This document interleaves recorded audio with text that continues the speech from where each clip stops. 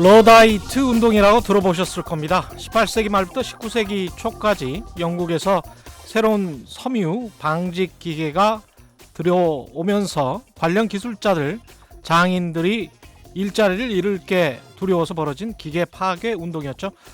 대규모 기계 파괴 운동이 처음으로 벌어진 것은 1811년 영국 노팅엄이었다고 합니다. 그 뒤 이 운동이 영국 전역으로 퍼졌습니다.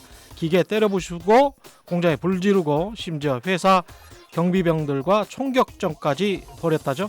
결과는 영국 정부의 강경 대응을 불러와서 이 운동을 주창하는 사람들, 실천하는 기술자들은 사형까지 처할 수 있다고 법이 강화됐고, 실제로 1812년 4월에는 영국 허더스필드에서 러다이트 운동가들 수명이 사살되었습니다. 호주에서는 수십 명이 교수용에 처해졌습니다. 결국 러다이트 운동은 1813년경 거의 사라지게 됐죠. 19세기만 해도 야만의 시대였다는 느낌이 듭니다. 그런데 로봇이 인간의 직업을 뺏는다는 생존적인 두려움, 반대로 그렇지 않을 수도 있다는 신중한 낙관론이 교차하는 21세기에는 로봇을 통한 변화가 과연 고상하고 부드럽기만 할까요? 오늘도 반복적이고 규칙적이면서 조금만 습득하면 누구나 할 수 있는 직업을 가진 직장인들에게 19세기의 러다이트는 꼭 역사 속 가상의 인물만은 아닌 것 같습니다. 안녕하십니까? 저는 진실탐사 엔터테이너, 그러나 가끔은 허당 최경령입니다. 세상에 이익이 되는 방송 최경령의 경제쇼 출발합니다. 네, 먼저 돌발 경제 퀴즈입니다. 오랜만에 돌발 경제 퀴즈를 내드리다 보니 잠깐 까먹었습니다. 어제 6일부터 25일까지 전국에서 2019 가구주택 기초조사가 실시되는데요. 이 조사는 전국의 각 주택과 농림어가에 대한 기초정보를 파악하기 위한 것이죠. 대부분 조사원들의 현장 조사로 이루어지는데, 통계청은 이번부터 조사원들이 현장에서 겪는 애로사항을 해소하고 보다 정확한 통계 수집을 위해서 이전에 종이조사표, 종이로 하던 조사표 대신에 이것을 가지고 자료를 수집한다고 합니다. 이것은 무엇일까요? 1. 캠코더, 2. 태블릿 PC, 3. 드론. 뻔하죠? 1번, 2번, 3번, 2번 태블릿 PC였습니다. 자, 오늘 돌발 경제 퀴즈 정답을 아시는 분은 짧은 문자 50원, 긴 문자 100원의 정보 이용료가 부과되는 샵 9730번으로 문자 보내주시거나 무료인 콩과 마이케이로 보내주셔도 됩니다. 정답 보내주신 분들 가운데 6분 선정해서 영화 관람을 위한 패키지와 커피 기프티콘 보내드리겠습니다. 최경령의 경제쇼는 유튜브로도 보내드리고 있으니까요. 함께해 주십시오. 지금 접속하십시오. 고맙습니다.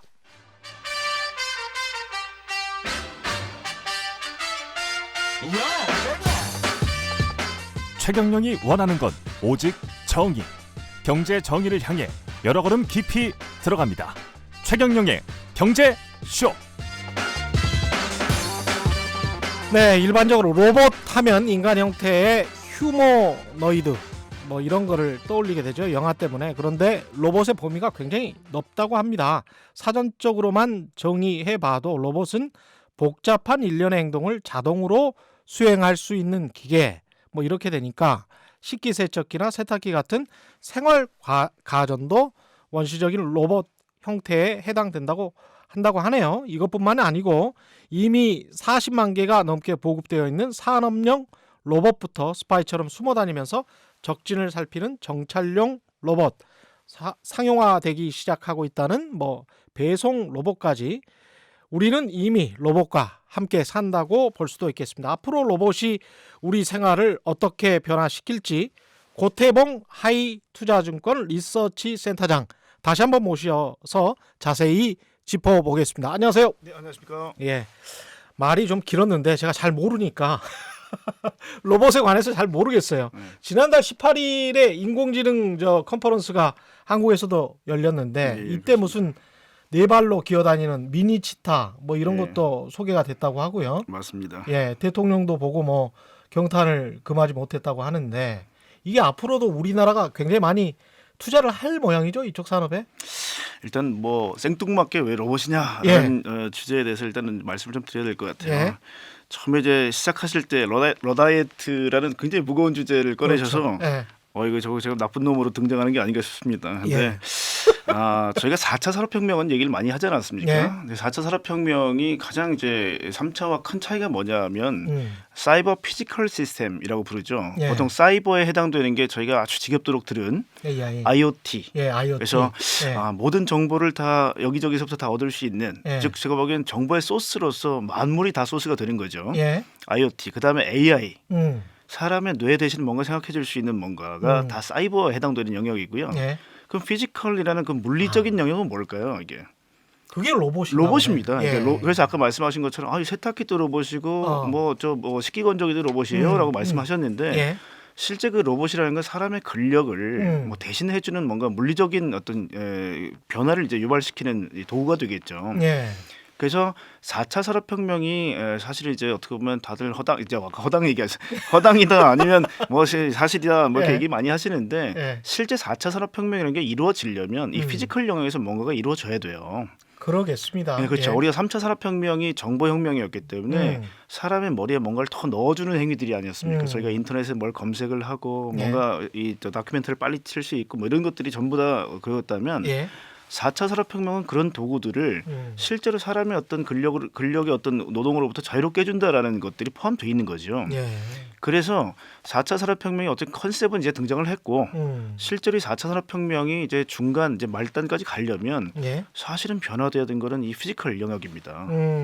그래서 저희가 지난 시간에 얘기했던 자율주행 같은 경우는 실제로는 달리는 자동차가 사실 달리는 로봇입니다. 그러네요. 시속 예. 300km 정도로 달리면서도 사고가 나지 않고 판단을 다 해야 되기 때문에요. 예. 사실 로봇계에서도 자율주행은 상당히 고도의 로봇입니다. 그렇습니다. 예. 왜냐하면 저희가 그때도 말씀을 드렸지만 자율주행에 포함되는 가장 힘든 것들이 인지, 판단, 제어라는 3단 프로세스입니다. 그러니까 인지라는 건 사람 대신 센싱, 보고 야 이게 뭐 예를 들면 저기서 사람이 온다, 저기서 자전거가 튀어나온다, 아니면 신호등이 언제 바뀔까라는 건 다 인지가 될 거고요. 그렇죠. 이게 또 IoT와 연결이 돼 있네요. 그렇죠, 연결이 예. 됩니다. 그래서 모든 것이 인터넷으로 연결돼 있으니까. 그렇죠. 그러니까 나중에 설명드릴 거지만 결국은 모든 것들이 다 연결이 됩니다. 콜라보가 될 수밖에 없고요. 그 로봇도 역시 같은 맥락에서 도대체 그 하고 많은 로봇 얘기 옛날 우리 어렸을 때부터 봤던 뭐 로봇 많아서부터 쭉 있는데 왜 하필 지금 로봇이야라고 아마 생각하시는 분들은 최근에 일련의 기술 변화들을 다 한번 묶어서 보시면 이해가 좀 가실 것 같아요. 그래서 인지 판단이라는 부분이 우리가 그렇게 얘기했던 AI입니다. 그러네요. 그래 그렇게 봤던 걸 가지고 어떻게 생각할 건데라는 부분을 인공지능이 대신 해주고요. 예. 그 다음에 이제 얘기했던 이제 제어라는 부분이 액추에이팅입니다. 그러니까 움직여 하는 건데요. 예. 우리가 그동안 모터라든지 뭐 수많은 액추에이터들이 고도로 발달되면서 예를 들면 예전에는 모터를 가지고 자동차를 그렇게 빠르게 달리게 할 수 있었나요? 그러니까 네오디밈이라든지 새로운 소재들이 계속 발견되고 모터를 좀 더 힘있게 하는 소프트웨어라든지 아니면 하드웨어 변화가 생기면서 로봇이 실제로 이제 막 뛸 수가 있게 만들었단 말이죠. 그러니까 이런 것들이 다 가능했기 때문에 이제 로봇이라는 게 부각이 되는 거고요. 그래서 인지, 판단, 제어라는 이 세 가지를 가지고 결국 자율주행차도 되는 거고 로봇도 이제 되는 그런 시기가 됐기 때문에 이제 말씀하신 이제 대통령께서 보셨던 미니 치타도요. 뭐 로봇을 얘기하자면 굉장히 길인데 우리 사족보행 로봇입니다. 이 미니 치타는. 근데 미니 치타라는 이 사족보행은 왜 나오게 됐느냐? 걸프전에 전쟁을 하는데 보통 이제 군인들이 군장을 메고 보통 소총을 다 들고 뛰지 않습니까? 근데 그 더운 사막에서 그 무거운 군장을 들고 사실 소총을 들고 싸운다는 게 얼마나 어떻게 보면 그 비효율적인 행위입니까? 그렇죠. 그러다 보니 이제 미국의 달파라고 부르죠. 이제 국방성 산하의 고등 이제 연구 계획국인데요. 이 고등 연구 계획국에서 야, 이 군인을 대신해서 군장을 매주는 로봇을 만들면 안 되니? 아, 너무 편하겠다. 그렇죠. 그게 그렇죠? 그래서 2000년 초반에 달파에서 아예 작정을 하고 로봇을 만들기로 합니다. 그러니까 사실 군인들의 어떤 생명이나 이런 것들 보호하자는 목적이었죠. 그렇죠. 그리고 2007년도에 나왔던 게 달파 얼반 챌린지라고 해서 자율주행 차도요. 장갑차와 탱크를 대신 운전해주면 안 돼. 전쟁터에서 그렇게 나온 게 자율주행차입니다. 아, 그렇군요. 전부 다 알파가 처음에 계획을 하죠. 아, 그래서 미국 국방성이 계획했던 게 바로 이런 프로젝트들입니다. 그래서 역시 군사적인 게 개발이 되고 나서 됩니다. 이게 상업화로 가는 거군요. 그렇죠. 그때도 잠깐 말씀드렸지만 미국은 실리콘밸리가 민간이라면 또 알파가 국방부, 그다음 나사 같은 경우는 이제 우주 개발이죠. 예. 이 세 개가 미국의 최대 브레인들이거든요. 음, 여기 기술들이 조합되면서 미국에서 계속 신산업들, 신기술들이 나오는 겁니다. 그래서 이 치타라는 로봇은 사족 보행 로봇의 진화 단계에서 당시에 나왔던 이제 빅독이라는 로봇은 엔진을 예. 가지고 가는 기계형 로봇이었습니다. 굉장히 소음이 심했고요. 예. 기름을 넣어서 가는 로봇이었죠. 근데 당시만 해도 모터의 성능과 배터리 성능이 따라가지를 못했기 때문에 예. 모터와 배터리를 가지고 로봇을 오랫동안 움직이게 하는 것도 거의 불가능했다고 봐야 되겠죠. 예. 근데 그게 진화의 진화를 거듭하면서 음, 야, 이 생물계 중에 가장 사족 보행 중에 빨리 뛰는 게 뭐니? 라고 봤더니 단기간에는 치타죠. 치타인 겁니다. 그렇죠. 치타. 예. 예.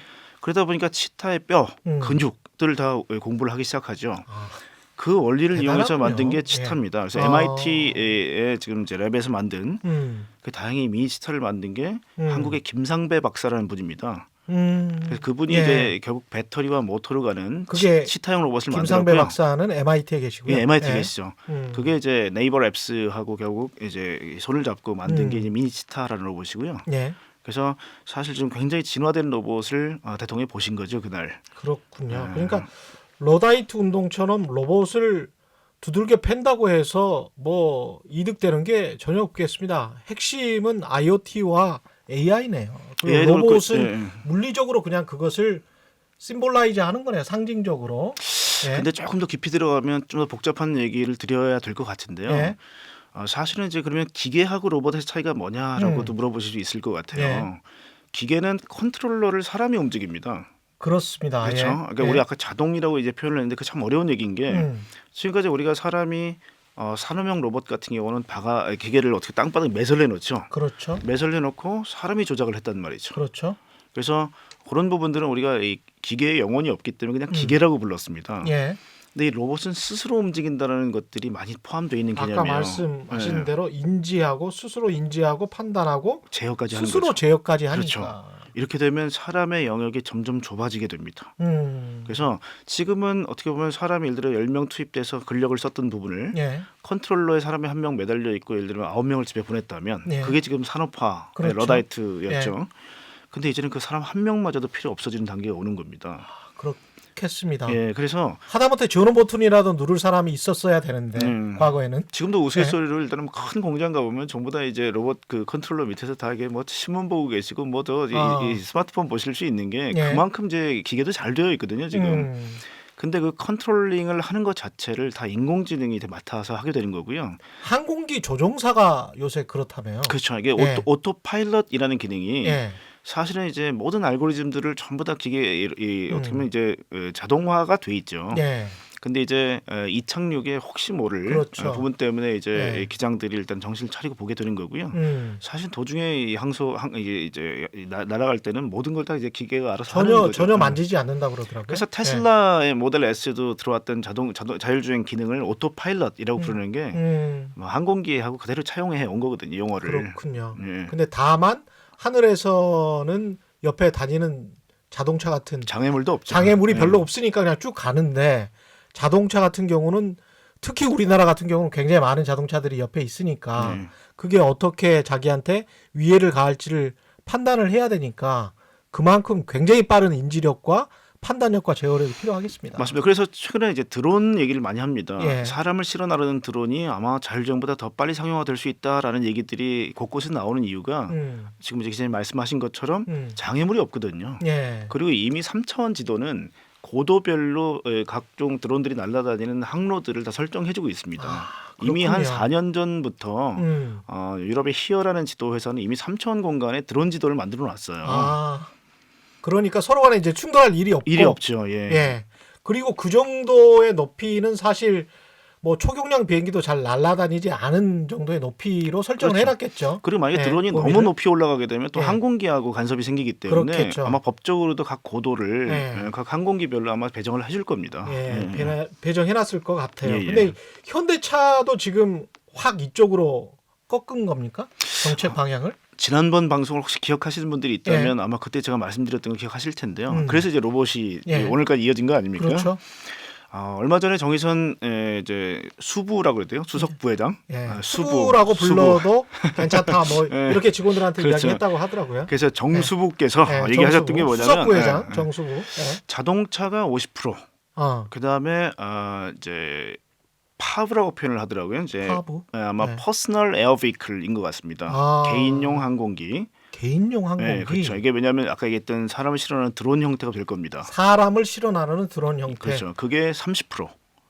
그다음에 그래요? 로봇이 20%다. 그래서 현대자동차는 미래 포트폴리오를 5대 3대 2로 제시를 했습니다. 그 영화에 나오는 거하고 똑같이 되는 거네요. 그러면 사람을 실어 나르는 드론 같은 거는. 그렇죠. 이게 뭐 그쪽 갈 수밖에 없고요. 사실 예. 기술적으로 그렇게 어렵지가 않습니다. 그래서 그렇군요. 뭐 말씀을 드렸지만 이미 우버 에어는 2020년 내년도가 되겠네요. 2020년도에 데모를 내놓고요. 2023년도에 상용화를 이미 계획하고 있고요.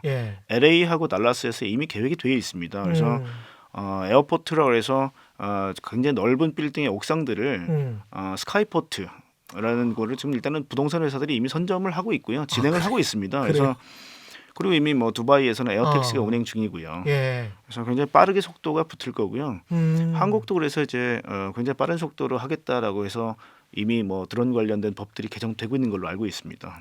그렇군요. 이게 왜 그러냐면요. 30%나 미래에는 왜 그러냐면 이게 다 이동수단으로? 맞물리는데요.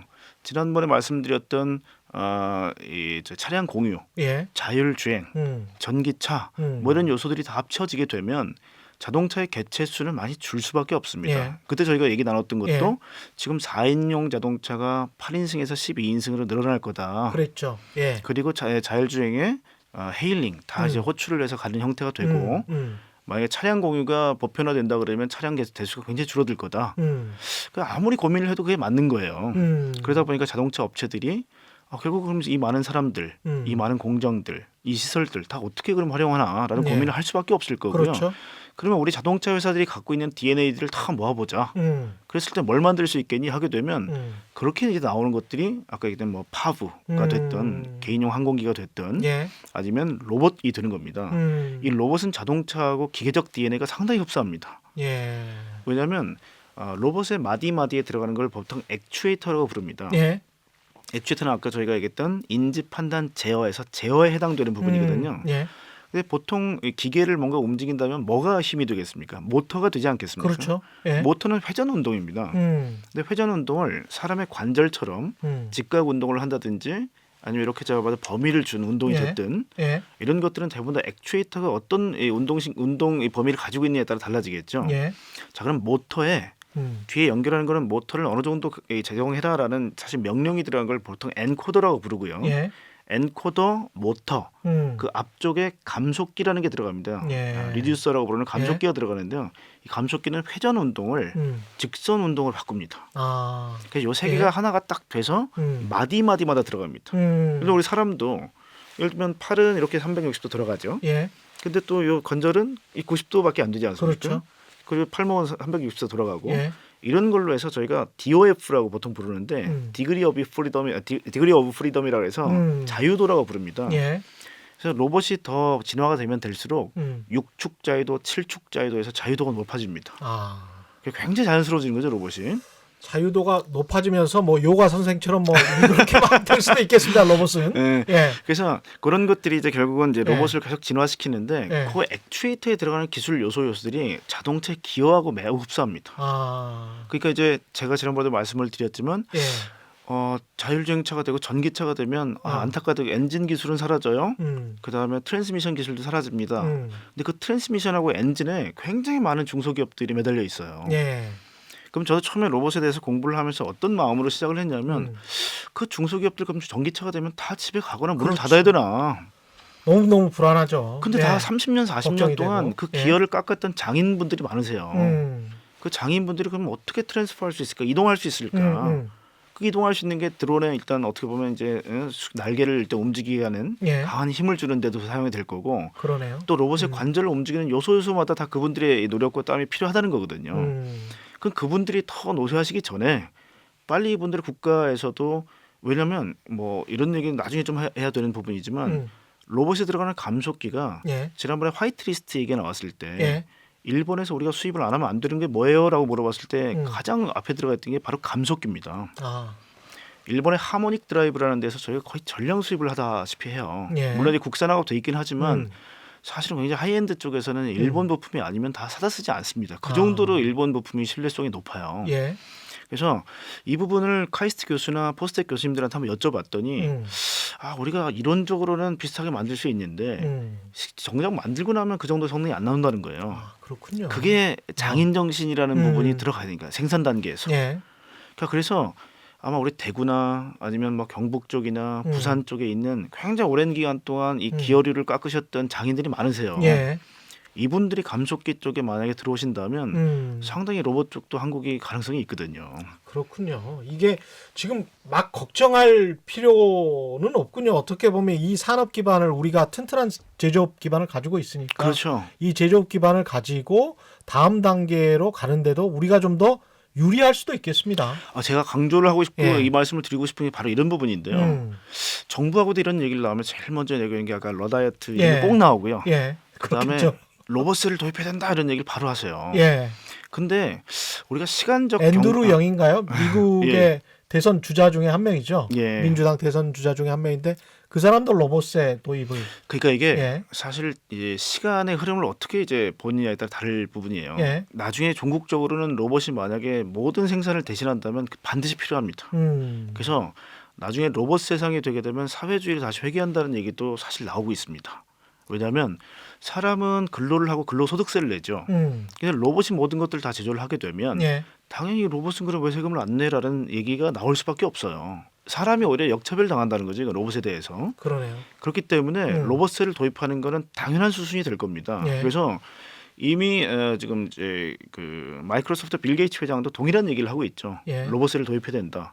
그런데 한국적 현실에서 봤을 때는 로봇이 지금 마치 생산도 되기 전에 로봇 산업이 아직 태동하기도 전에 로봇세가 나오면 이거 산업이 육성이 되질 않습니다. 아, 그렇죠. 예. 이거는 지난번에 저희가 이 차량 공유 때도 똑같은 얘기를 했죠. 산업이 크고 나서 단속을 하는 우버하고 생기기도 전에 단속을 하는 한국하고 분명히 결과는 다릅니다. 그렇죠. 그래서 제가 지금 계속 말씀드리는 건 뭐냐면 로봇을 만드는 과정에서 수많은 노동자들이 들어갈 수 있습니다. 예. 로봇을 만드는 과정에서. 예. 그걸 먼저 우리는 한 스텝을 밟고 음. 이게 만약에 확산이 되고 야, 한국 로봇이 정말 좋더라. 예. 그래서 전 세계 한국 로봇이 막 팔리기 시작하면 그 기간 동안은 상당히 저희 노동력들이 흡수될 겁니다. 그 이후에 그러니까 노동에 일단 어떤 사람의 집중도가 많이 떨어지고 예. 로봇이 활성화되게 되면 그때 이런 담론들이 오고 가도 늦지 않다는 겁니다. 늦지 않다. 그런데 로봇 산업이 생기기 전부터 너무 이런 얘기들이 활발하게 오고 가는 거죠. 지금은 거의 유학이라고 볼 수 있나요? 로봇 산업은? 유학이라고 봐야죠. 예. 왜 그러냐면 지금 공장에 들어가 있는 로봇이라고 오래 표현하는 건 대부분 다 기계입니다. 제가 보기에는. 예. 그래서 인더스트리얼 4.0이라고 부르는 독일에서 계속 얘기 나오는 거는 모든 기계를 결국은 이제 프로토콜을 다 연결을 하자. 예, 맞습니다. 쉽게 말하면 다 연결을 해서 예.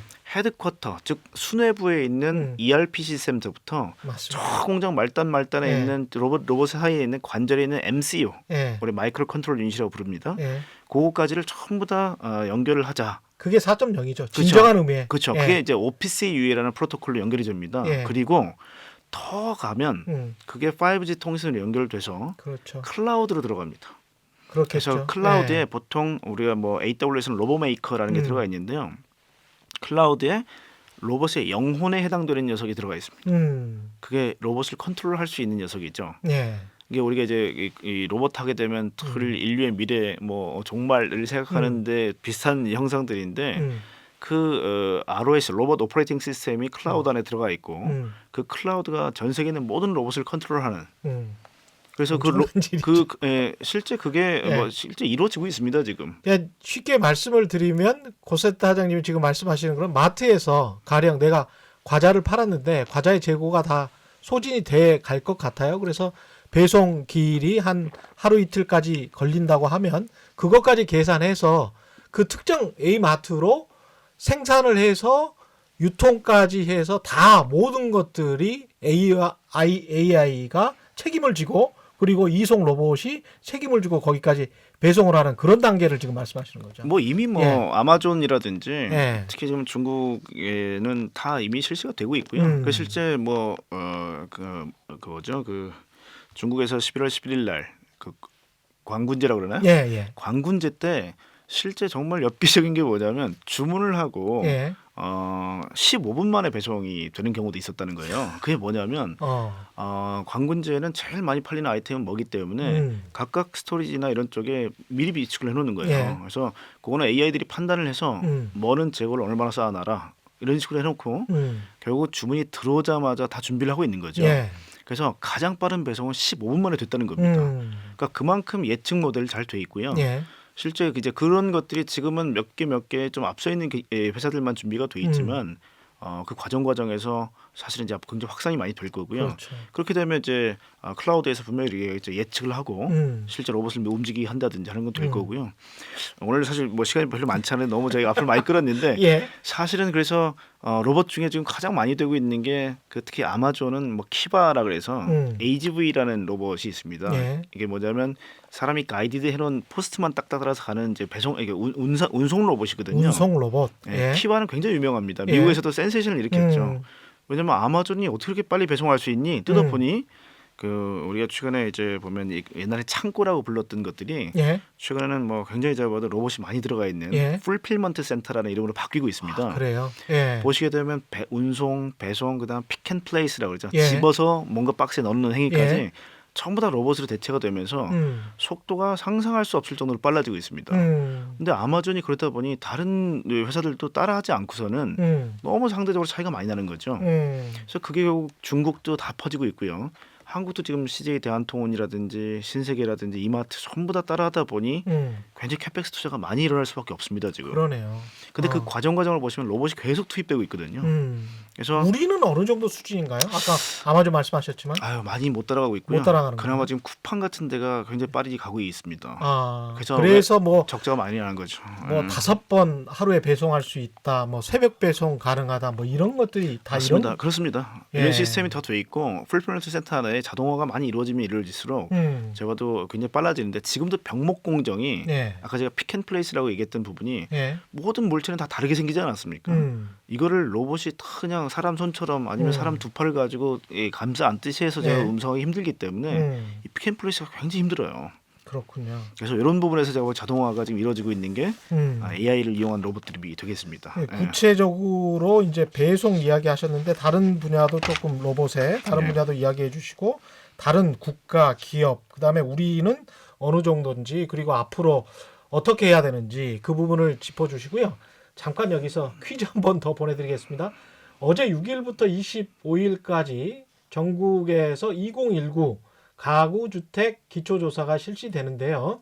이 조사에서 조사원들이 현장에서 종이조사표로 조사를 해왔답니다. 가구, 주택과 농림업가의 기초정보를 파악하기 위해서죠. 그런데 지금부터는 이것을 가지고 다니면서 자료를 수집한다고 하네요. 이것은 무엇인지 선택만 해주시면 되는 겁니다. 1번 캠코더, 2번 태블릿 PC, 3번 드론. 네, 오늘 돌발 경제 퀴즈 정답 아시는 분은 짧은 문자 50원, 긴 문자 100원에 정보 이용료가 부과되는 샵 9730번으로 문자 보내주시거나 아니면은 무료인 콩과 마이케이로 보내주셔도 좋습니다. 정답 보내주신 분들 가운데 6분 선정해서 영화 관람 위한 패키지와 커피 기프티콘 등을 보내드리겠습니다. 영화 관람 위한 패키지 이게 뭡니까? 영화 티켓이시죠? 영화 티켓 보내준다고 하면 좋은데요? 영화 티켓하고 그 다음에 커피 기프티콘 좋은데 이게 지금 관련해서 로봇이 지금 운송 로봇 주로 말씀하셨고 다른 분야가 또 뭐 있을까요? 그러니까 뭐 분야 워낙 다양합니다. 네. 그러니까 지금 보시면 산업용 로봇부터 출발해 볼게요. 예. 산업용 로봇은 거의 기계입니다. 예. 이제 결국 매설을 내놓기 때문에 보통 펜스를 둘러놓습니다. 왜냐하면 예. 워낙 힘이 세고 속도가 빠르다 보니까 사람이 주변에 가게 되면 네. 이 로봇을 맞게 되면 사람이 거의 사망할 정도로 힘이 셉니다. 그렇군요. 그래서 지금 한국의 법도 펜스를 둘러라. 그 안에 들어가지 마라. 그래서 접근 금지 이렇게 써 있죠. 그런 이제 산업용 로봇이 우리가 로봇이 굉장히 거리가 멀었던 게 한국이 사실은 전 세계 로봇 밀도 1위입니다. 아 그래? 인구 10,000명당 지금 한 710대 이상으로 지금 로봇 보급이 세계 1위인데 아 대부분 다 산업용 로봇입니다. 그렇군요. 왜냐하면 산업용 로봇이 가장 많이 들어가는 분야가 음. 자동차가 1등이고요. 아. 그다음 전기전자, 예. 그다음에 철강, 화학, 종유. 우리가 뭐 강한 산업들이니까 그렇죠. 그럴 수밖에 없네요. 대한민국이 가장 강한 쪽에 우리가 로봇화가 많이 돼 있습니다. 이미. 예. 그래서 우리가 로봇 밀도 1위가 된 거고요. 뭐 최근에 2019년도에는 싱가포르이 갑자기 치고 올라오면서 1등 되고 우리가 2등을 밀려나긴 했습니다만 예. 도시국가니까 거기는 그렇죠. 인구가 그렇죠. 작다 보니 그런 예. 것 같고요. 저희가 압도적인 1등을 계속 오랫동안 했었습니다. 예. 그리고 뭐 3위, 4위는 뭐 독일, 일본하고도 차이가 많이 벌어져 있어요 지금. 예. 근데 밀도가 높은데 그 산업용 로봇이 사람 곁으로 올려다 보니 변화된 형태가 코봇이라고 부르는 협동 로봇입니다. 아. 최근에 아마 협동 로봇이 굉장히 이제 유니버설 로봇이라는 회사가 등장하면서부터 좀 달라지기 시작했는데요. 그 로봇의 특징이 뭐냐면 조금 느린 대신에 예. 사람을 인지를 해요. 그래서 사람이 곁에 있으면 속도가 느려지거나 사람에 탁 닿게 되면 멈춥니다 로봇이. 그러다 보니까 동료로서 일할 수 있는 로봇이 코봇입니다. 똑똑하네요. 예. 네, 똑똑은 한데요. 예. 아마 최근에 조금 이제 로봇에 관심이 많으신 분들은 현대자동차가 어느 회사에 투자했다 이런 거 보셨을 텐데 리얼타임 로보틱스라는 회사가 있습니다 미국에. 리얼타임 로보틱스. 네, 예. 현대자동차가 투자했다를 보고 어떤 분은 감흥이 없을 게 저는 굉장히 저는 감명을 받았던 이유가 예. 뭐냐면 그 로봇은 사람하고 딱 마주쳤을 때 멈추는 게 아니라 사람을 피해가는 로봇입니다. 아, 오히려. 네, 그러니까 사람 손하고 막 엉켜도 로봇이 음. 다 알아서 피해가는 거죠. 음. 굉장히 제가 봐도 고도의 AI가 들어가 있는 로봇이고요. 산업재해가 발생할 일이 없겠습니다. 그렇죠. 그러면. 그 로봇은 사실은 사람하고 아주 유기적으로 그냥 인터랙션을 할 수 있는 로봇이 될 거예요. 그래서 그 로봇의 기술을 가지고 특히 자율주행 쪽에도 접목을 시키겠다는 겁니다. 아, 사람이 근처에 있으면 이 자동차가 속도를 줄이거나 아니면 멈출 수 있게 만들겠다는 거죠. 너무 좋다. 예, 그래서 이게 얼마나 투자를 했을까요? 최근에 그 투자를? 투자 금액은 굉장히 네. 적고 뭐 도요다라든지 다른 네. 자동차 업체도 같이 투자를 아. 많이 했기 때문에 투자 지분은 적습니다만은 네. 그 기술에 대해 접근 권한이 좀 생기겠죠. 그래서 그거는 저희가 굉장히 바람직하다고 보고요. 그러네요. 그래서 현대자동차 아까 이제 로봇 잠깐 얘기를 하셨지만 네. 지금 현대자동차도 웨어러블 로봇이라고 그래가지고요. 사람이 왜냐하면 근골격계에 문제가 생겨서 늘 산업재해가 발생해요. 예. 예를 들면 자동차 컨베이어 벨트에서 예를 들면 자동차가 위에 떠 있을 때 만약에 이게 드라이버나 나사를 계속 조여야 되는 일을 하루 종일 한다고 생각해 보십시오. 아유. 그러면 아마 고개 뭐 기자님이나 머리 뭐 기자님이나 저희 예. 지금 나이에서 지금 아마 허리가 굉장히 예, 아플 거예요. 뻐근하죠. 예. 그러다 보니 몸에 입는 로봇이죠. 음. 그러면 한쪽 고정된 게 우리는 딱 기대고 있어도 아주 편하게 움직일 수 있는 그런 로봇들을 지금 만들고 있어요. 현대자동차가. 그 노약자분들이나 장애인들한테 굉장히 도움이 됩니다. 굉장히 도움되겠는데요. 그래서 의료 그런 보조 식으로 도구로도 하면? 굉장히 예. 이제 활성화될 거고요. 예. 실제로 최근에 그래서 의료 보조용 로봇들도 많이 나오고 있어요. 그게 웨어러블 로봇입니다. 그렇겠는데요. 그렇게도 이제 나올 수 있고요. 그 다음에 현대자동차가 이제 그런 것들도 산업용 로봇으로 쓸 수 있는 부분이 많아요. 그래서 협동 로봇 같은 경우는 의장 공정, 사람이 예를 들어 시트를 얹어야 되고 예. 뭐 예를 들어 칵핏을 갖다 붙이고 하는 행위들이 굉장히 근력을 많이 쓰는 행위들이거든요. 예. 그래서 늘 보면 바틀렉 공정이 의장 공정이었죠. 예. 사람이 제일 많이 투입되고 예전에도 사회적 문제가 됐던 게 왜 비정규직 근로자들 다 왜 그 힘든데 투입했냐가 예. 의장 공정이거든요. 악명이 높습니다. 의장 공정이. 거기 로봇을 대신 넣을 수가 있어요. 예. 그러니까 그런 것들이 이제는 코봇이라고 예. 불렀던 것들이 이제 진화가 되는 거고요. 그렇게 해서 이제 사람 곁으로 오는 게 이제 서비스 로봇이라고 부르는 부분들입니다. 예. 근데 서비스 로봇이 되려면 아까 얘기했던 산업용 로봇은 다 땅바닥에 묻혀 있다라고 말씀드렸잖아요. 예. 그러면 이보다 힘은 없어지지만 점점 이동의 자유가 생기기 시작해요. 그런데 지금까지 우리는 뭐 어렸을 때부터 봤던 로봇 태권브이나 이렇게 좀 막 뛰어다니고 또 날리기도 하고 굉장히 그렇죠. 자유롭지 않습니까 예. 이동이? 예. 근데 굉장히 어려운 기술인 거예요 그게. 예. 중력을 딛거나 아니면 땅바닥이 평평하지 않고 울퉁불퉁하기 때문에 예. 지금까지 로봇들은 다 어리석게 걷다가 넘어졌단 말이에요. 그걸 제로 JMP라 제로 모멘트 포인트라 그래서요. 예. JMP 방식이라고 했는데 이거는 땅바닥을 쉽게 말하면 마찰을 이렇게 질질 끌고 가는 로봇입니다. 근데 그러다 보니까 돌밭이나 자갈밭 때문에 어김없이 넘어지는 거죠 로봇이. 예. 근데 그게 힘 제어 방식이라는 새로운 기술이 등장합니다. 그러니까 우리가 AI라는 것들도 그렇고 이 과학자들이 놀고 있는 게 아니더라고요 보니까. 이게 어떤 거냐면 사람 같은 경우는 다리 발에 굉장히 섬세한 어떤 센서가 달려 있어서 야 이거는 예를 들어 자갈밭은 움직이지 않습니까 땅이? 예. 그럼 우리가 균형을 잡으려고 아마 발 밑에 있는 많은 이제 촉각들이 아마 균형을 잡기 위해서 애를 그렇죠. 쓰고 있을 거예요. 저희는 예. 부지불식간에 느끼지만. 모르지만. 그럼 로봇은 딱딱한 발에 결국은 자갈이 갑자기 훅 눌러진다 그러면 아니면 모래밭에 또 한 발을 디뎠을 때 움푹 패인다 그러면 넘어질 거 아닙니까? 그렇죠. 무겁다 보니. 예. 근데 이게 밑에다가 force and torque 센서라는 걸 집어넣어요. 그리고 또 하나 IMU 센서라는 게 관성 측정 유닛이라는 겁니다. 이게 예. 뭐냐면 우리가 외발 자전거를 타는 건 굉장히 어려운 기술인데 최근에 나온 세그웨이라든지 아니면 나인봇 그렇죠. 같은 경우는 이 자이로스코프라는 게 들어가서 예. 균형을 아주 기가 막히게 잡아주지 않습니까? 예. 그게 딱 만들어진 거 딱딱 넣으니까 인간의 달팽이관처럼. 그렇죠. 예. 그게 들어가니까 로봇이 빳빳하게 쓰기 시작하는 거예요. 음. 그리고 예를 들면 모래가 푹 파인다 그러면 인지를 합니다. 야 이거 푹 파지니까 빨리 발을 디뎌라. 아니면 중심 잡으려면 조금 더 힘을 써라라든지 그런 명령을 주다 보니까 로봇이 결국은 평탄한 길 아닌데도 결국 가게 돼 있고요. 그게 아까 얘기했던 힘 제어 방식이라는 건 뭐냐면 모터가 아무리 힘이 좋아도 로봇을 뛰게 하기는 너무 약합니다. 힘이. 예. 근데 모터를 초인적인 힘을 예. 뭐 이 초인은 아니겠네요. 그죠? 예. 모터 힘을 10배까지 끌어올리게 할 수 있는 기술이 있습니다.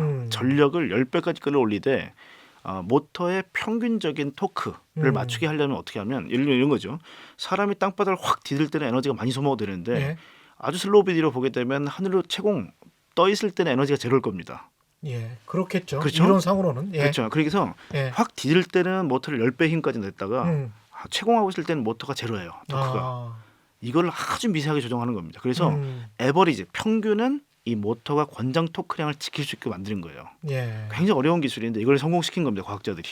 그래서 계속 듣고 있다 보니까 인간이 창조가 됐는지 진화가 됐는지는 모르겠습니다만 인간이 가지고 있는 물리적인 그 능력이 대단한 거죠. 게 이거를 흉내내기도 이렇게 힘들다는 거 아니에요? 그래서 저도 이 로봇 예. 공부하면서 정말 이 신이 참 사람을 정말 잘 만들었다라는 예. 생각이 들더라고요. 예.